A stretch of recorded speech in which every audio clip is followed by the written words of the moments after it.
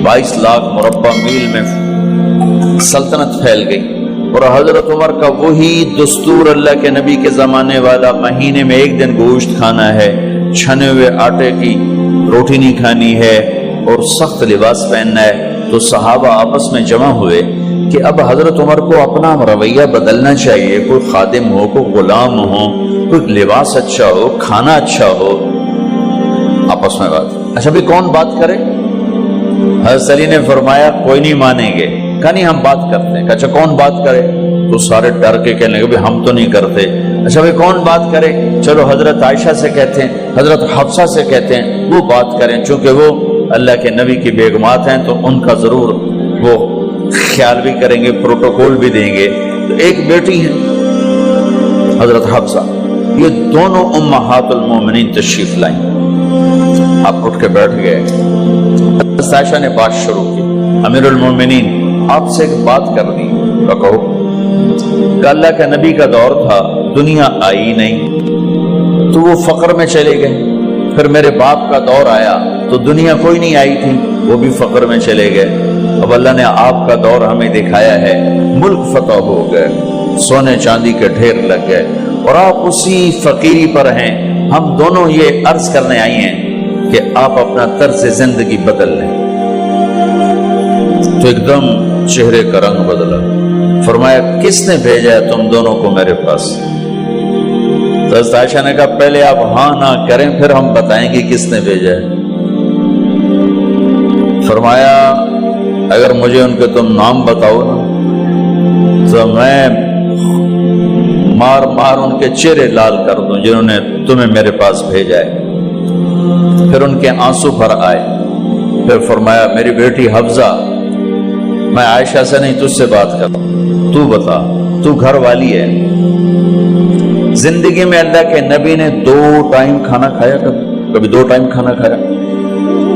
अल्लाहुम्मा नाम का जी नहीं खाया, नहीं खाया। तुम्हें पता है ना, सुबह खाते थे शाम नहीं खाते कजिया, शाम खाते थे सुबह नहीं खाते थे, ठीक है ना कजी?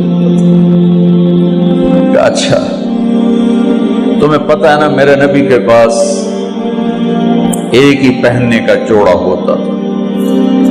तुम्हारी अलमारियों में तुम्हारी बेगमात के 200 जोड़े लटके होते हैं, तुम्हारे 50 जोड़े लटके होते हैं। हफ्जा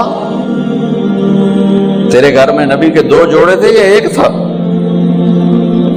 एक था। कि उसी को खुद धोते थे, नौकर नहीं धोता था, बेगम नहीं, खुद धोते थे, सुखाते थे, पहन के बाहर आते थे। कई दफा ऐसा हुआ कि नहीं हुआ कि नमाज का टाइम आया और बिलाल ने आके आवाज लगाई या रसूल अल्लाह नमाज का वक्त हो चुका है, और आप फरमाते थे बिलाल अभी मेरे कपड़े खुश्क नहीं हुए, हुणे सुकने पाए, हुणे सुकने पाए। अली गिल्ले में आ जाना, नमाज लेट हो जाती थी, कपड़े खुश्क नहीं होते थे। और तुम्हें वो दिन तो याद होगा कि एक दफा जोड़ा भी नहीं था, एक चादर ही थी, उसी को गले में और बदन पे लपेट के नमाज पढ़ाई थी। और तुम्हें वो भी याद होगा कि एक दफा चादर भी नहीं थी तो एक अंसारी औरत से कपड़े उधार मांग के जाके नमाज पढ़ाई थी। तुझे याद है हफ्सा, मेरे नबी ने कभी टेक लगा के खाना खाया? तो याद है? कभी टेक लगा के खाना खाया? हमेशा ऐसे झुक के खाना खाया कि मैं गुलाम हूं, गुलामों की तरह खाऊंगा। एक दफा तूने छोटे से उस पर टेबल पे रख दिया था और कहा या रसूलल्लाह आप जरा आराम से खा लें, तो आपने खाना उठा के जमीन पे रख के कहा था हफ्जा मैं गुलाम हूं, मैं गुलामों की तरह खाना खाऊंगा। तुझे वो भी याद होगा तेरे घर में मेरे नबी का बिस्तर क्या था बता? क्या जी एक टाट था, टाट जो दिन में फैला देती थी, रात को दोहरा कर देती। का अच्छा वो रात याद है जब तूने उसी टाट की एक की बजाय 2 तह लगाई थी और सुबह अल्लाह के नबी ने पूछा था हफ्सा मेरा बिस्तर तब्दील कर दिया? का नहीं या रसूल अल्लाह वही है।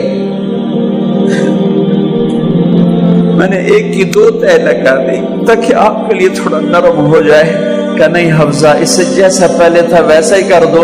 میں رات کو اٹھ کے اللہ سے باتیں کرتا ہوں، اس کی نرمی نے مجھے اٹھنے میں ذرا رکاوٹ پیدا کی. یہ باتیں میں ٹھیک کہہ رہا ہوں؟ کہ جی ہاں ٹھیک. تو تم مجھے کہنے آئی ہو کہ میں راستہ بدل لوں. حفظہ، جنہوں نے تمہیں بھیجا ہے، عائشہ جنہوں نے تمہیں بھیجا ہے، انہیں بتاؤ. 3 دوست تھے، 3 مسافر تھے.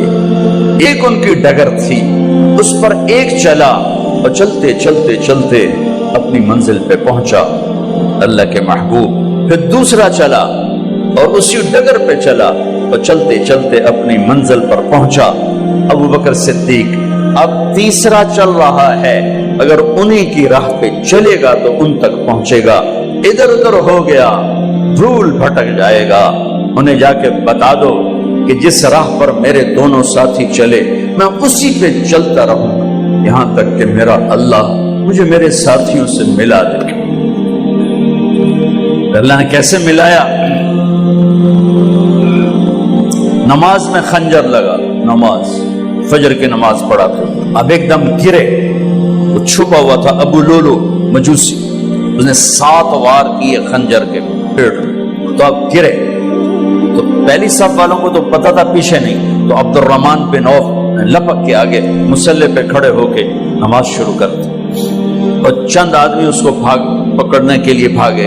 پھر اس نے آگے جا کے اپنے آپ کو خنجر مار کے اس نے خودکشی کر لی. اٹھا کر مکان پر لے گئے، دودھ پلایا گیا تو وہ آنکھوں سے باہر نکل گیا. کہنے لگے موت کا پیغام آ گیا ہے. تو اپنے بیٹے کو بلایا کہ بیٹا جا کر اماں جان عائشہ سے کہو کہ عمر امیر المومنین نہ کہنا، اب میں امیر المومنین نہیں ہوں، کہنا کہ عمر بن خطاب اپنے دونوں ساتھیوں کے ساتھ قبر کی جگہ چاہتا. اگر مجھے اجازت مل جائے تو مجھے وہاں دفن کرنا، اگر اجازت نہ ملے تو مجھے عام قبرستان میں دفن کر دیں. عبداللہ بن عمر تشریف لے گئے تو اماں عائشہ بیٹھی رو رہی تھی. کہ اماں جان میرا باپ عمر بن خطاب اجازت چاہتا ہے قبر کی اپنے دونوں ساتھیوں کے ساتھ. تو حضرت عائشہ رضی اللہ تعالیٰ عنہا رونے لگی، پہلے بھی رو رہی تھی.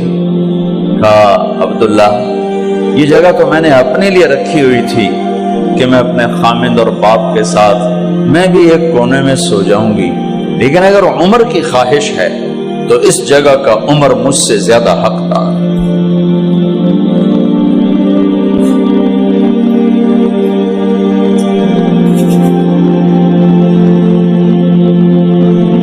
بیٹے نے آ کر کہا ابا جان